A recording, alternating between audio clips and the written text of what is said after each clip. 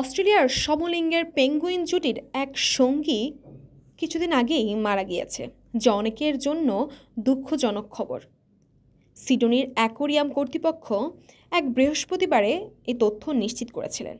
আলোচিত এই পেঙ্গুইন জুটি সিডনি অ্যাকোরিয়ামের তত্ত্বাবধানে ছিল, যেখানে তারা বাচ্চা ফোটানোর কাজে অন্য পেঙ্গুইন জুটিদের সহায়তা করত। 2018 সালে পুরুষ পেঙ্গুইন স্পেন ও ম্যাজিক প্রথমবারের মতো চিড়িয়াখানায় কর্তৃপক্ষের নজরে আসে।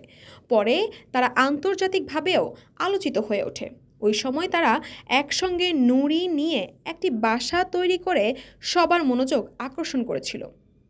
এই জুটির অন্য পেঙ্গুইন জুটির ডিমে তা দিয়ে বাচ্চা ফোটানোর কাজে বিশেষভাবে পরিচিত ছিল। 2018 সালে তারা স্প্যানজিক নামে একটি এবং 2 বছর পর ক্লান্সি নামে আরেকটি বাচ্চা ফুটিয়েছিল। সি লাইফ সিডনি অ্যাকোরিয়াম কর্তৃপক্ষ জানিয়েছেন, সমলিঙ্গের পেঙ্গুইন জুটির মধ্যে সবচেয়ে বয়স্ক সঙ্গী স্প্যান মারা গিয়েছে। তার বয়স ছিল প্রায় 12 বছর, যা চিড়িয়াখানায় পেঙ্গুইনদের জন্য বেশ দীর্ঘ একটি জীবনকাল।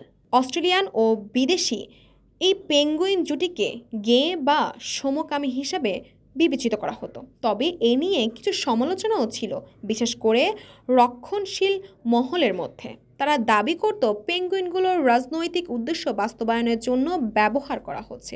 পেঙ্গুইনদের ক্ষেত্রে মা বাবা হিসাবে নারী ও পুরুষ পেঙ্গুইন সমান দায়িত্ব পালন করে। তারা নিজেদের মধ্যে দায়িত্ব ভাগ করে নেয়।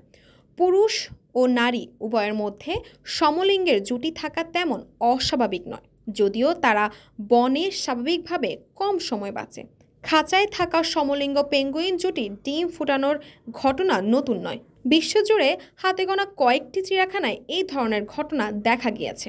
উদাহরণস্বরূপ 2009 সালে বালিয়ানের চিড়িয়াখানায় জেড ও ভিয়েল পুনকিত নামের 2টি পুরুষ পেঙ্গুইন সফলভাবে বাচ্চা ফুটিয়ে লালন পালন করেছিল, যেখানে বাচ্চাটির নিজ বাবা মা তা করেনি।